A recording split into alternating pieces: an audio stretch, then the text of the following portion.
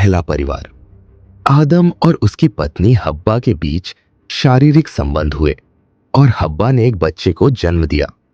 बच्चे का नाम कैन रखा गया। हब्बा ने कहा, यहोवा की मदद से मैंने एक मनुष्य पाया है। इसके बाद हब्बा ने दूसरे बच्चे को जन्म दिया। यह बच्चा कैन का भाई हाबिल था। हाबिल गडेरिया बना, कैन किसान बना। पहली हत्या। फसल के समय कैन एक भेंट यहोवा के पास लाया। जो अन्न कैन ने अपनी जमीन में उपजाया था, उसमें से थोड़ा अन्न वह लाया। परंतु हाबिल अपने जानवरों के झुंड में से कुछ जानवर लाया। हाबिल अपनी सबसे अच्छी भेड़ का सबसे अच्छा हिस्सा लाया। यहोवा ने हाबिल तथा उसकी भेंट को स्वीकार किया, परंतु यहोवा ने कैन तथा उसके द्वारा लाई भेंट को स्वीकार नहीं किया। इस कारण कैन क्रोधित हो गया।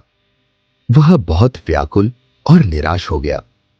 यहोवा ने कैन से पूछा, तुम क्रोधित क्यों हो? तुम्हारा चेहरा उतरा हुआ क्यों दिखाई पड़ता है?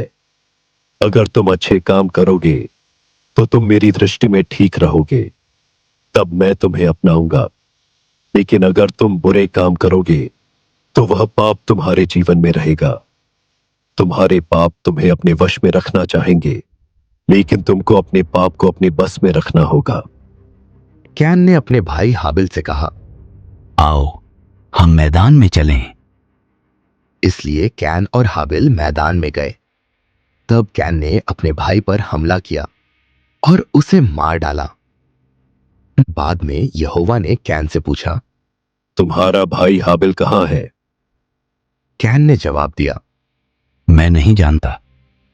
क्या यह मेरा काम है कि मैं अपने भाई की निगरानी और देखभाल करूं? तब यहोवा ने कहा, तुमने यह क्या किया? तुम्हारे भाई का खून जमीन से बोल रहा है कि क्या हो गया है। तुमने अपने भाई की हत्या की है। पृथ्वी तुम्हारे हाथों से उसका खून लेने के लिए खुल गई है। इसलिए अब मैं उस जमीन को बुरा करने वाली चीजों को पैदा करूंगा। बीते समय में तुमने फसलें लगाई और वे अच्छी होगी, लेकिन अब तुम फसल बोओगे और जमीन तुम्हारी फसल अच्छी होने में मदद नहीं करेगी। तुम्हें पृथ्वी पर घर नहीं मिलेगा, तुम जगह जगह भटकोगे। तब कैन ने कहा, यह दंड इतना अधिक है कि मैं सह नहीं सकता। मेरी ओर देख, तूने मुझे जमीन में फसल के काम को छोड़ने के लिए मजबूर कर दिया है, और मैं अब तेरे करीब भी नहीं रहूंगा। मेरा कोई घर नहीं होगा और पृथ्वी पर से मैं नष्ट हो जाऊंगा, और यदि कोई मनुष्य मुझे पाएगा तो मार डालेगा। तब यहोवा ने कैन से कहा, मैं यह नहीं होने दूंगा। यदि कोई तुमको मारेगा तो मैं उस आदमी को बहुत कठोर दंड दूंगा। तब यहोवा ने कैन पर एक चिन्ह बनाया। यह चिन्ह वह बताता था कि कैन को कोई न मारे। कैन का परिवार। तब कैन यहोवा को छोड़कर चला गया। कैन नोद देश में रहने लगा। कैन ने अपनी पत्नी के साथ शारीरिक संबंध किया। वह गर्भवती हुई। उसने हनोक नामक बच्चे को जन्म दिया।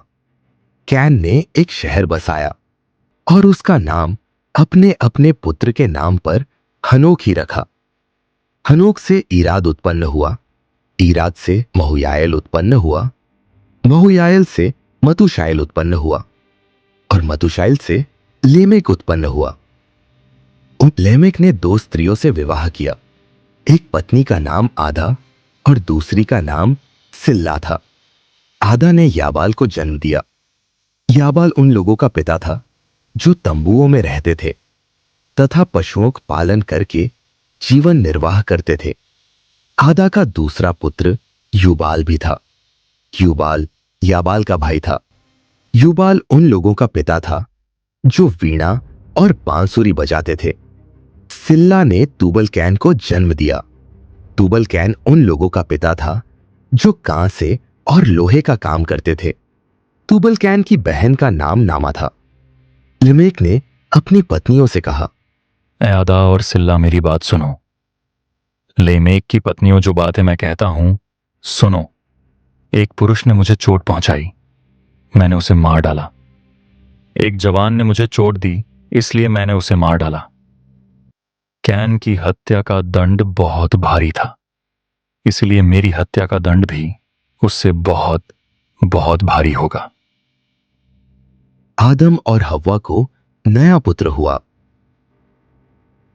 आदम ने हव्वा के साथ फिर शारीरिक संबंध किया और हव्वा ने एक और बच्चे को जन्म दिया।